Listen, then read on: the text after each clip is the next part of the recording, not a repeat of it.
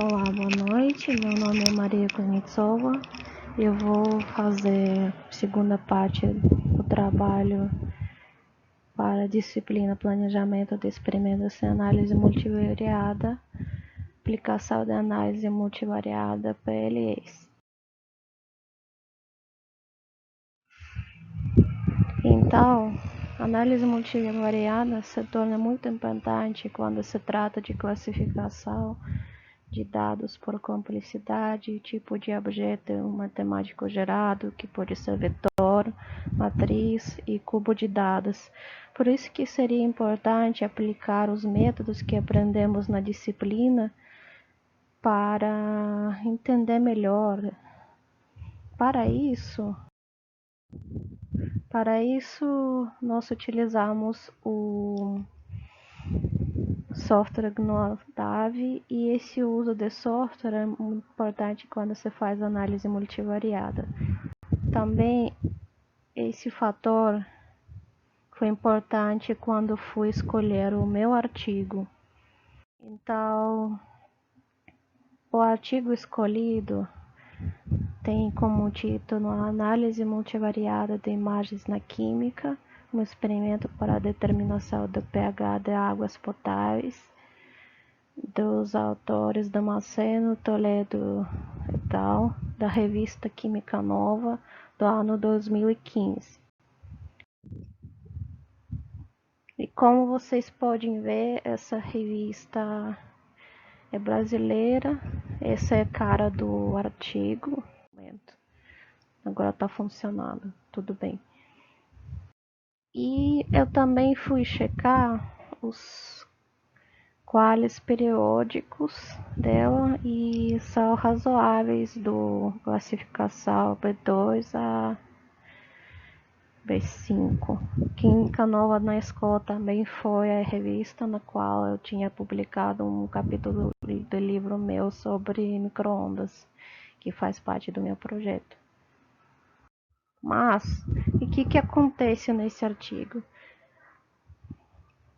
Eles vão utilizar a análise multivariada de imagens MIA, que faz emprego de imagens multivariadas como sinais analíticos na química, que consiste em aplicação conjunta das ferramentas de análise multivariada de dados e do processamento de imagens digitais.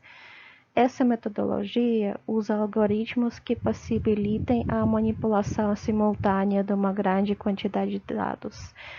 Então, as vantagens dela seriam rapidez, baixo custo, pequena geração de resíduos e maior facilidade logística quando comparadas às metodologias analíticas convencionais, tais como titulometria e maioria dos métodos espectroscópicos. E também são análises químicas não destrutivas. Então, o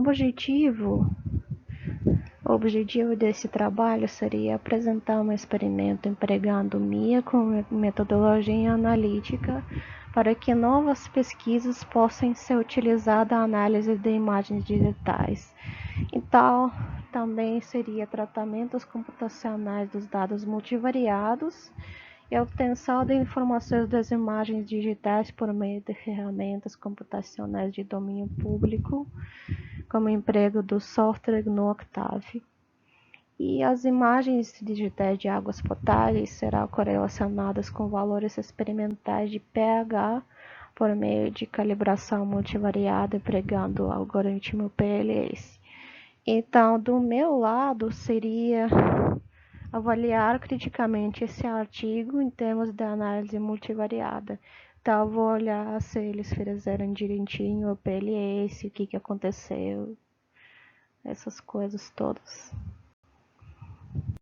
Então, o que eles fizeram? A metodologia deles. Eles fizeram as imagens digitais monocromáticas, 2D ou 3D, e essas imagens seriam aproximações de imagens reais que são obtidas com a utilização de dispositivos de captura de imagens, como CCD e CMOS. Então, a cor da imagem que eles capturam seria definida com a percepção humana, a combinação de duas ou mais comprimentos de onda do espectro eletromagnético na região do visível que reflete em uma superfície. Essas combinações são representadas por espaços de cores como RGB, vermelho, azul e verde. Então aqui eles também falam nessa figura que representa o cubo de cores, vocês podem ver branco, azul, verde. E aqui nessa outra figura eles representam como que eles iam decompor uma imagem em termos de cores vermelho, azul e verde. Certo.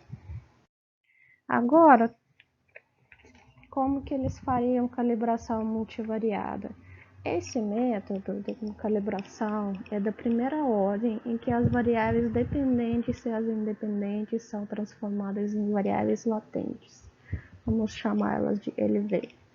E em seguida são correlacionadas entre si. O modelo final resulta do ajuste com os menores erros de calibração e previsão possíveis. Então a gente vai ter uma coisa assim, eu coloquei essa fórmula para vocês verem como que é construída a matriz X, seria T transposta, e o Y seria o Q, T mais V, onde T e U seria a matriz das cores de X e Y, P e Q seriam os pesos e E seriam os resíduos. As colunas de T, que são variáveis latentes, e U fornecem uma nova representação de X e Y em um espaço ortogonal. Tá, por enquanto parece que tá tudo tranquilo e coerente. Agora, para as respostas, a gente vai correlacionar as escolhas de X e Y por uma relação linear interna, essa daqui. E os melhores modelos serão gerados quando os valores de T e U, anteriormente, que seriam continuamente modificados de modo que se possa encontrar maior convariância entre eles, entre X e Y, tornando o modelo PLS um modelo de calibração interativa. E para aplicar o PLS, você faz anteriormente um pré-processamento dos dados originais, realizado antes, acho que aqui está repetido. Então, você vai fazer um pré-processamento de dados para depois tratar eles com PLS. É isso que eu quis dizer aqui. Tudo bem. Para o experimento, então, eles já falaram o que eles fizeram. Eles colocaram 17 soluções tampões com pH entre 5 e 9,02. Aí eles prepararam elas com H3PO4, NaH2PO4 e NA2HPO4.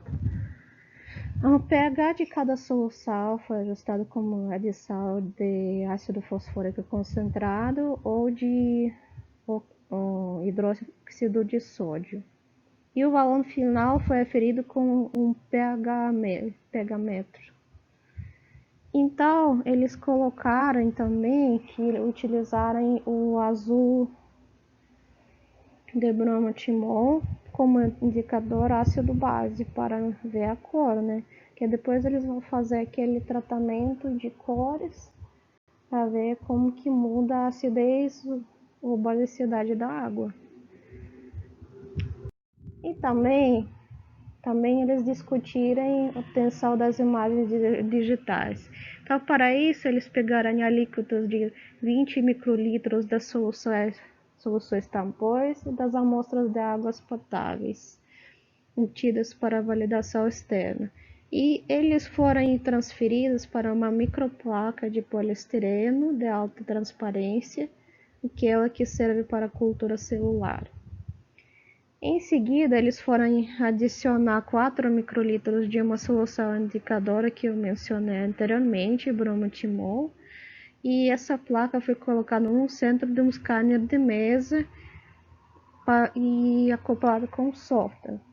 Isso foi feito para configurar o scanner para obter as imagens no formato RGB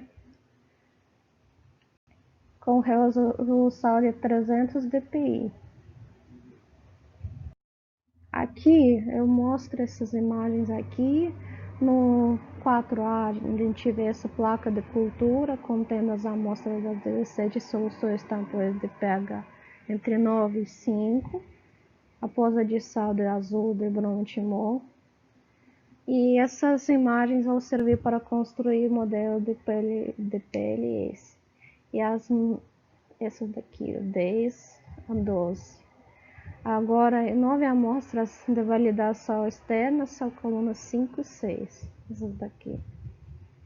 E aqui a gente vê as imagens das 26 regiões selecionadas, uma para cada amostra. Então, vocês podem ver como as cores mudam de amarelo para o azul, certo?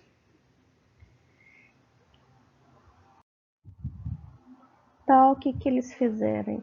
Eles pegaram as soluções tampões, eles foram diferenciados pela adição do indicador azul de bromo-timol e as cores variaram conforme a mudança no pH. A cor amarela para meio ácido e cor verde e azul em meio básico. Aqui começa verde, por exemplo, aqui começa azul. Aqui também dá para ver isso muito bem, certo? Agora, após a obtenção das triplicadas das imagens digitais da placa, contendo as 26 amostras de regiões de interesse, essas imagens foram selecionadas, gerando novas imagens que foram decompostas em imagens monocromáticas 2D dos canais RG e B. Então, como que seria isso? Para cada imagem digital monocromática, um histograma da ocorrência dos índices ou intensidades dos canais RG e B foi obtido. Histograma de cores. Vocês podem ver aqui RG e B resultando em esse gráfico de picos, certo?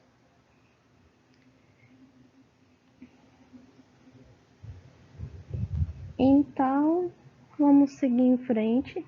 Também, após o cálculo dos histogramas médios de cores, obtém-se a matriz X de dados de dimensão 26 por 768, que contém as informações das imagens digitais. E aqui eu coloquei para ver melhor o que aconteceu. Primeiramente, eles fizeram imagens digitais no scanner e máquina fotográfica, selecionaram as imagens, aí decomporem a imagem 3D em imagens 2D. Depois disso, eles fizeram as histogramas de cores de cada imagem 2D e construíram a matriz X, fazendo médias dos histogramas de cores e visando a justaposição dos vetores dos canais RG e P, certo? Agora, em seguida, um vetor de coordenadas 1 a 768 foi criado com justaposição que eu mencionei, né, de 3 canais. R é projetado de 1 a 256, vamos ver aqui. Alguma coisa por aqui, né? Agora, G entre 257 e 512, mais ou menos por aqui. E canal B entre 513, sei lá, por aqui, e 768. Agora, histogramas de cores médios são obtidos a partir das triplicadas das imagens digitais coloridas. Acho que até que dá para ver aqui. Acho que dá para ver. Tem várias curvas aqui. Aqui mostrando quantas amostras são e também índice de cor. tem várias curvas de várias cores, certo? Agora, para obter um modelo PLS, é necessário criar um vetor de coluna que contém os valores medidos de pH de acordo com a ordem dos postos. Aí eles pegaram e fizeram esse vetor coluna de Y. Em seguida, os dados foram subdivididos entre 11 amostras no conjunto de calibração e 6 amostras no conjunto de previsão. Aí eles construíram esses dados nessa forma, certo? Agora, os dois conjuntos para calibração e previsão foram centrados na MED, aquele preprocessamento que eu falei anteriormente, para diminuir a dispersão dos sinais com baixa intensidade. Aí eles utilizaram esses dois comandos aqui, onde XCM e YCM são dados dos conjuntos de calibração centrados na MED. Aí, o que eles fizeram? Tem que determinar o número ótimo de variáveis latentes a serem utilizados no modelo. Aí eles colocaram esse comando aqui, que gera duas curvas que representam os valores de RMSEQ e RMSEQ-V em função do LV. Aí também, para ajustar melhor esse modelo e ver o número, eles usaram esse comando. Aí você vê aqui, nossa, essa setinha foi errado, né? Que acho que eu movi o gráfico. Queria mostrar ela aqui no número 4. Porque quando você vai olhar, a partir do número 4, os valores de RMSEQ-V são praticamente constantes. Vamos ver aqui. Aqui, ó. Não, isso daqui é RMSEQ, desculpa. Aqui, ó. Certo. É isso que indica o nosso número. Então, a gente já achou o número ótimo. Agora, com essas informações, os parâmetros do modelo PLS devem ser correlacionados com os valores de pH e com os histogramas de cores médios que são obtidos com o comando PV, MV, PLS e NPAUS. Aí eles usam esse comando aqui, no qual B contém os coeficientes de regressão, P, que são os pesos, T e U são as cores de XCM e YCM, e W são como coeficientes dos pesos. E esse inner aqui é o vetor de correlação entre T e o U, e o X res e Y res são os resíduos do modelo. E já achamos o número ótimo, também colocamos ele no comando. Aí tudo bem. Como que vamos validar o modelo? Para validar o nosso modelo PLS, são estimados os valores de pH para as amostras dos conjuntos de calibração, YCE, e também os valores para conjuntos de previsão, YPE. Aí eles utilizam esses dois comandos e gera esse gráfico. Agora a gente vê aqui que os valores são bem próximos de pH experimental e do pH gerado pelo MIA, né? Então o modelo é bem coerente, mas a gente precisa mais do que isso para validar o modelo. Então, por que a gente pode validar esse modelo? Nota-se uma boa concordância entre os valores experimentais e os valores previstos pelo modelo. A gente viu isso pelo gráfico. Com isso deveria ser R quadrado, né? R ao quadrado de 0,99 para correlação ser um bom fator, porque R quadrado deve ser maior que 91, né? Entre todos esses valores.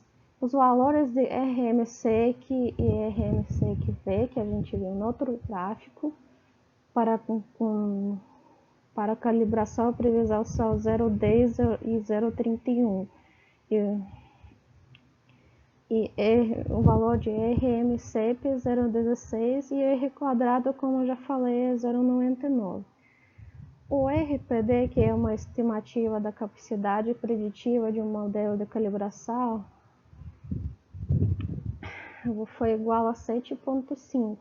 Então, esse valor qualifica esse modelo, porque ele pode ser considerado como adequado, porque o pH das águas potáveis tem que ser de 6,5 até 8. Perfeito.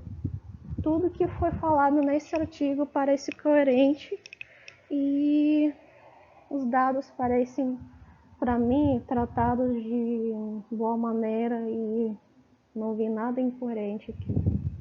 Então, eu deveria dar parabéns pelo artigo e pelo trabalho que eles fizeram.